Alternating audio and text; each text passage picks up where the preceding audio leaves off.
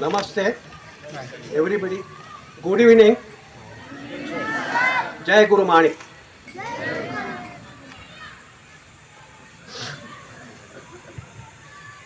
परवा 2 ऑक्टोबरला रस्त्यामध्ये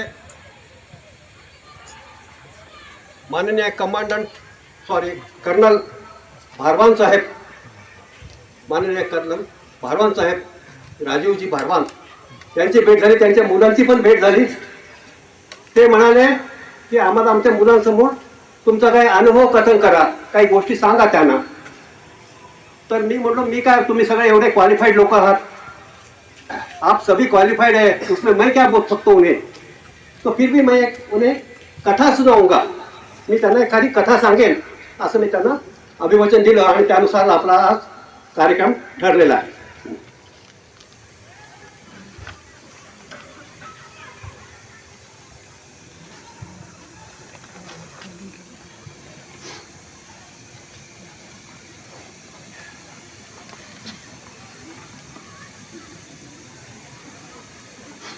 ही कथा अत्यंत बारकाईने तुम्हाला ऐकायला पाहिजे.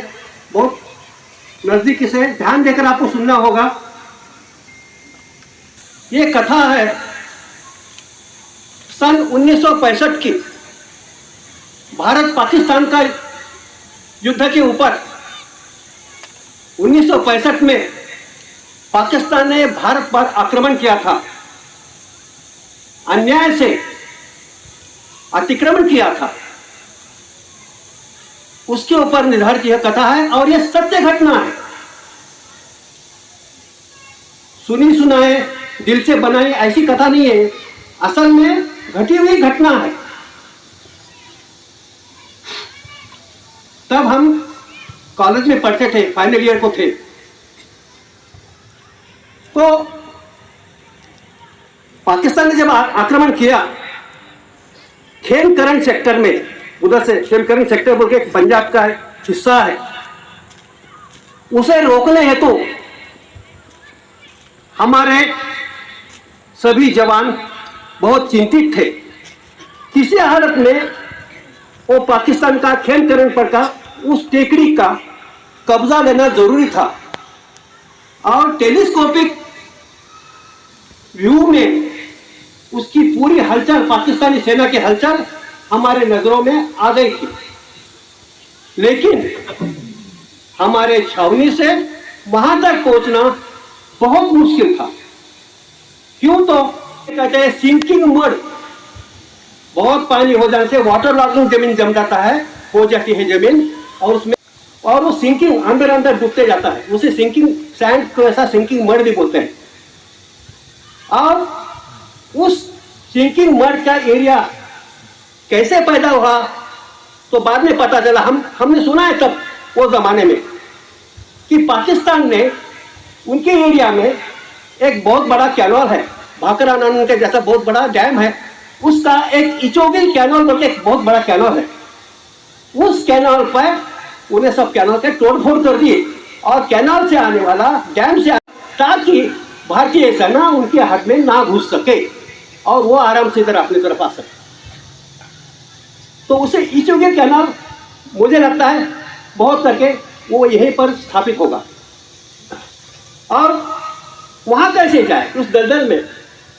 बाजू से राइट हैंड से, बाएं बाजू तो पूरा दलदल थी और राइट हैंड को एक छोटा सा रास्ता था, पगडंडी वजह, हार्डली 10-12 फीट चौड़ा कच्चा रास्ता था.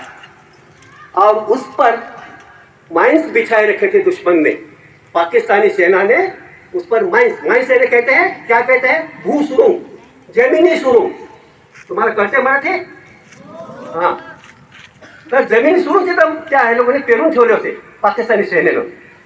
आणि अशा याच्यामध्ये ऐसी हालत में उस पर वो भूसुरंग पर, जमीनी सुरंग पर पैर फेंकते ही सीधा ऊपर का रास्ता विदाउट टिकट, WT, धाम बोल के उड़ के चले जाता था. फिर कोई जवान उस पार जाने की हिम्मत नहीं कर सकता था. कमांडिंग ऑफिसर मेजर वर्मा बोल के थे, अपने वहां कंपनी तैनात थी.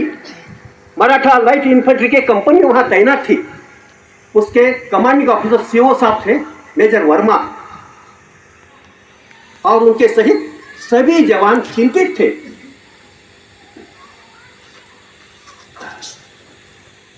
और स्थिति का ऐसी स्थिति में पूरी स्थिति का जायजा लेते हुए हमारे मराठा लाइट इन्फेंट्री के सूबेदार साहब जादव बोल के थे, वो पूरा स्थिति का परिस्थिति का मुआयना करके मेजर साहब के पास आए और बोले, सर जय हिंद सर, आज की ये समस्या कितनी जटिल है ये मुझे तो मालूम है और आप सभी को भी मालूम है, लेकिन सामने वाला वो पॉइंट, खेमकरण में का वो पॉइंट, उस पर कब्जा करना हमारे लिए बहुत जरूरी है। नहीं तो आने वाले 1-2 दिनों में पाकिस्तानी सेना हमारे हद में घुस के आएगी। इसके ऊपर सर मेरे पास एक प्लान भी है, सिर्फ आपकी एक परमिशन चाहिए। तो मेजर ने पूछा, क्या है? सर बाईं ओर से तो पूरी दलदल है, उसमें हमारे विजयंता टैंक, अपने टैंक विजयंता नाम था, अभी भी है विजयंता टैंक। अब नहीं पता उसमें कितना सुधारना हो गई होगी, लेकिन उस समय उस फेमस था विजयंता टैंक, और पाकिस्तान का था पैटर्न टैंक। वो हमारे उस दलदल में पूरे फंस जाएंगे, हमारे जवान तो आगे जा ही नहीं सकते, और दाईं ओर से माइंस भी उड़ जाएंगे। और लेकिन उन सुरंगों के रास्ते से ही हमें वहां जाना होगा। मुझे मालूम है कुछ इस प्रयत्न में हमारे कुछ जवान शहीद भी हो जाएंगे, इसकी मुझे कल्पना है, लेकिन इसके सिवाय दूसरा कोई भी चारा नहीं। There is no alternative. लेकिन ये करना ही पड़ेगा, जिसके परिणाम स्वरूप सुरंगें उड़ जाएंगी और रास्ता पूरा खुला हो जाएगा। उसके ऊपर से हमारे विजयता टैंक और पीछे रहे कुछ जवान आगे जाएंगे और उस पॉइंट पर खेमकरण में कब्जा कर लेंगे। मेजर साहब बोले, सूबेदार साहब क्या आपको पता है कितना बड़ा खतरा आप मोल ले रहे हो? थोड़ी देर सूबेदार साहब भी चुप बैठे। सूबेदार साहब बोले, सर लेकिन इसके सिवाय कोई भी चारा नहीं है, कोई अल्टरनेटिव नहीं है। मेजर साहब थोड़ी देर के लिए सोच में पड़ गए। वक्त तो बहुत कम था।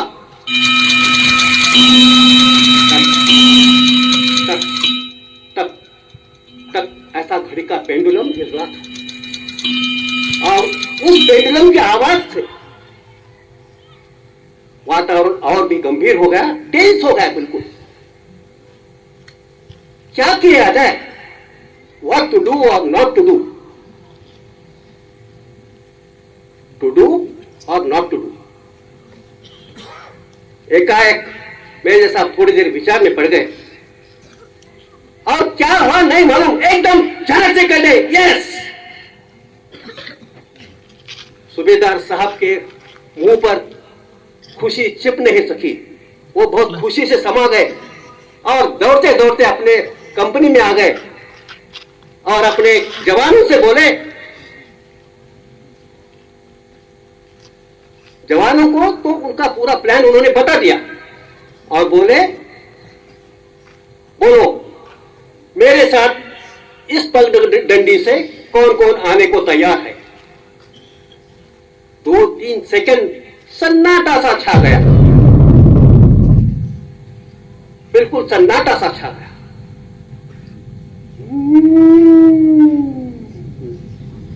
ऐसा कुछ गंभीर वातावरण हो गया, और अगले ही क्षण में कंपनी से एक साथ आवाज निकली, जय हिंद। इतना बड़ा था आवाज, उस आवाज से आसमान भी कांप उठा, धरती भी कांप उठी। जय हिंद, जय हिंद, उसकी एको साउंड मुझे लगता है पाकिस्तान तक गई होगी। जय हिंद, जय हिंद, जय हिंद, जय हिंद, जय। कहां आई हुई ऐसी उन्हें प्रेरणा, कहां से मिली हुई ऐसी प्रेरणा, कहां से आई होंगी ऐसी हिम्मत उनमें? बच्चों, यह आजकल की प्रेरणा नहीं है, 1-2 मिनट में गोली खा लिया और एस्पिरिन की गोली खा लिए बुखार कम हुआ, ऐसा नहीं है। यह प्रेरणा हमें रामायण महाभारत से जमाने से मिलती आ रही है। रामायण में वीर हनुमान जी, महाभारत में वीर घटोत्कच, वीर अभिमन्यु, महाराणा प्रताप, राजा के बच्चे के लिए अपने बच्चे की जान देने वाली पन्ना दाई, मदारी मेहतर, महाराज के वास्ते खुद वो बेड पर सुल गए मदारी मेहतर, और आगरा के किले से महाराज को बाहर निकाल दिया वो मदारी मेहतर। सरदार भगत सिंह मां को कहते थे, मां तुम रोना नहीं, फिर से 9 महीने में तुम्हारे पेट आऊंगा और भारत मां की सेवा करूंगा। ऐसी हिम्मत उनमें थी। शिवाजी महाराज, चंद्रशेखर आजाद, वीर सावरकर, हवालदार अब्दुल हमीद, चाइना के वार में हवालदार अब्दुल हमीद का अपना नाम सुना होगा। ऐसे ऐसे कईयों अनेक आदर्श पुरुषों की उन्हें प्रेरणा मिली है। दिल में तिरंगा लिए और हाथों में 303 राइफल लेकर एरोहेड फॉर्मेशन करके वो गीत गाते निकले, तेज चल, आवाज दी सूबेदार साहब ने। और वो एरोहेड फॉर्मेशन मालूम है कैसा है? ऐसा रहता तीर के जैसा, कुछ एक्सटेंडेड लाइट फॉर्मेशन रहता, कुछ अलग प्रकार के फॉर्मेशंस रहते हैं, लेकिन वो एरोहेड फॉर्मेशन, वो क्या गीत गा रहे थे? कदम कदम बढ़ाए जा, खुशी के गीत गाए जा, ये जिंदगी है कौम की, तू कौम पे लुटाए जा। कदम कदम बढ़ाए जा, खुशी के गीत गाए जा, ये जिंदगी है कौम की, तू कौम पे लुटाए जा। कदम कदम बढ़ाए जा। वह एरोहेड फॉर्मेशन कैसे लगा था? मानो जैसे भारत माता की धनुष से निकला हुआ तीर सुई करके वो आगे बढ़ रहा है और वो दुश्मन को ठिकाने लगाने वो आगे ही चलते जा रहा है। थोड़ी देर में वो पूरी प्लेटून, एक प्लेटून जो 33 जवान उसमें थे, वो पूरा 30 एरोहेड फॉर्मेशन में आगे निकले और थोड़ी देर में एक जवान को उस पर पैर पड़ा, सुरंग पे धड़ाम से आवाज हो गया और जवान हवा में एक बलून जैसे उड़ गया और एक एक करते करते हुए आधे से ज्यादा जवान उस रास्ते पे शहीद हो गए। वो कैसे शहीद हुए, किस कौन सी भावना से शहीद हुए? सुनिए, ये गीत सुभाष चंद्र महाराज, सुभाष चंद्र बाबू, सुभाष चंद्र के इनके आजाद हिंद फौज में गाया करते थे।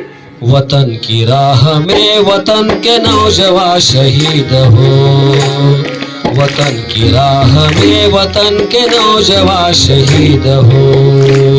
पुकारते हैं ये जमीन आसमां शहीद हो, पुकारते हैं ये जमीन आसमां शहीद हो।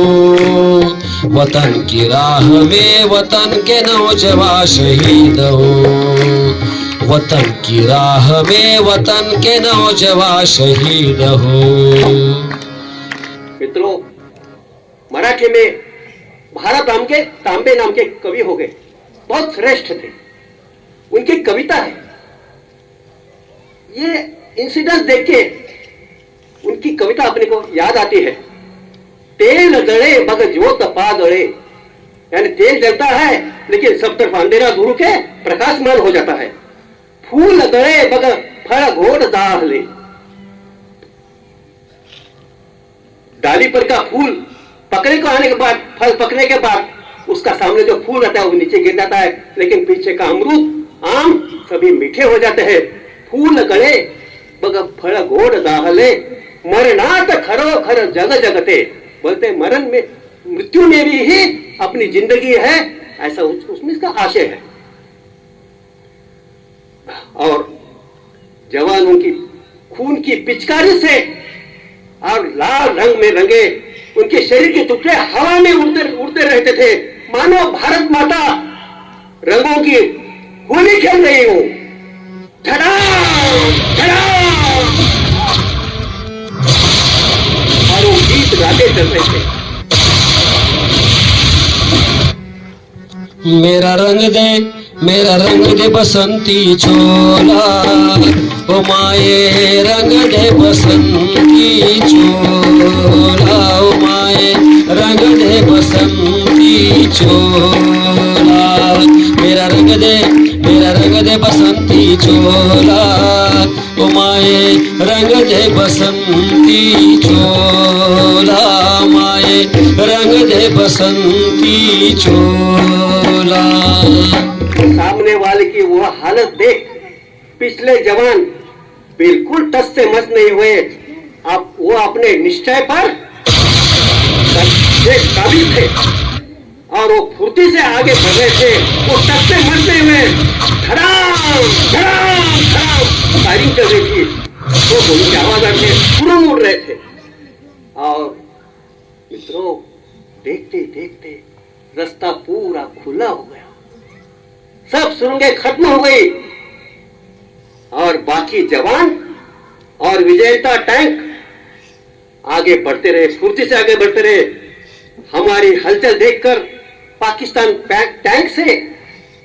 ने अपने पैटर्न टैंक से बमबारी शुरू कर दी। उनकी कवरिंग देते हैं ना, ऊपर से पीछे से दूसरे जवान चलते हैं, तो कवरिंग में वो दुश्मन अंधाधुंध फायरिंग कर रही थी और आगे बढ़ते गए दुश्मन। वो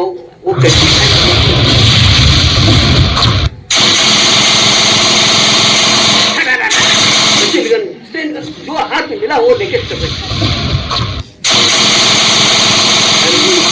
फिर भी हमारे जवान बिल्कुल नहीं हिले, नहीं डगमगाए।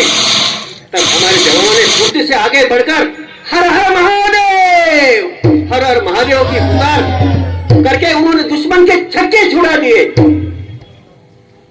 कुछ दुश्मन के तो पैंट पीली हो गई, किसकी तो गीली हो गई, और वो गीली पैंट पीली पैंट लेके भागते चले गए वो दुश्मन।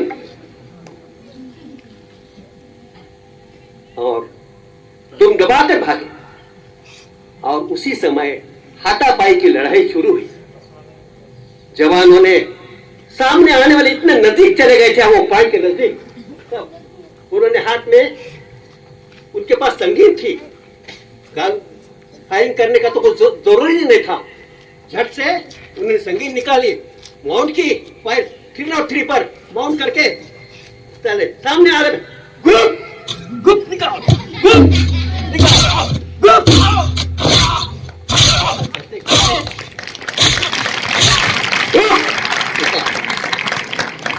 करते करते उन्होंने पाकिस्तानी सेना को पूरा नेस्त नाबूद कर दिया। जवानों के पीछे चलने वाले विजेता टैंक अपने और जवानों ने वो खेमकरण सेक्टर में पाकिस्तानी पैटर्न टैंक का खिमा कर दिया पूरा। आखिर में विजेता टैंक ने विजय तो प्राप्त ही कर ली, तिरंगा लहराया। जय हे जय हे जय हे जय जय जय जय हे। दुश्मन की बहुत बड़ी युद्ध सामग्री, वो तो वार का सब सामान जो रहता ना, गोले, कारतूस का बारूद वगैरह सब हाथ में लगा। आगे चलकर हमारी सेना लाहौर तक गई। वहां लाहौर का पुलिस स्टेशन का एक बोर्ड भी हमने पेपर में छपकाया था, वो देखा है, लाहौर पुलिस स्टेशन बोल के। वो वहां तक अपनी सेना गई। क्या उनका बलिदान था, क्या उनका त्याग था, क्या उन्हें कष्ट उठाए, और उस कष्ट पे हम आज ये जिंदगी जी रहे हैं। ये दिन, अच्छे दिन अपने को देखने को आए, लेकिन उसके पीछे उनके कष्ट वो जवान के पीछे थे। तुम भूल न जाओ उनको, इसलिए कही कहानी। तुम भूल न जाओ उनको, इसलिए कही कहानी। जो शहीद हुए हैं उनकी जरा याद करो कुर्बानी। जय हिंद, जय हिंद, जय हिंद की सेना। जय हिंद, जय हिंद, जय हिंद, जय हिंद।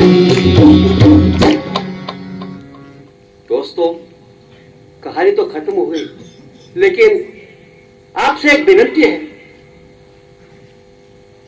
आप ये कहानी या उनका त्याग, उनका बलिदान कभी भी नहीं भूलना।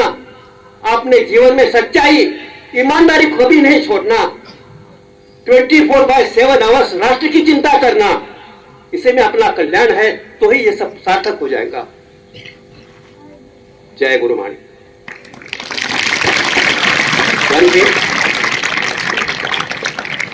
एसएसबी के जो बच्चे आए हैं उनके वास्ते एक संदेश है। You are the cream of India. ऊपर आया हुआ दूध के ऊपर क्रीम आता है ना, ऐसा क्रीम है अब। And definitely success will be yours, because you are under the guidance of colonel Bharwan ji. You will get success definitely. Everybody will get. Jai Hind.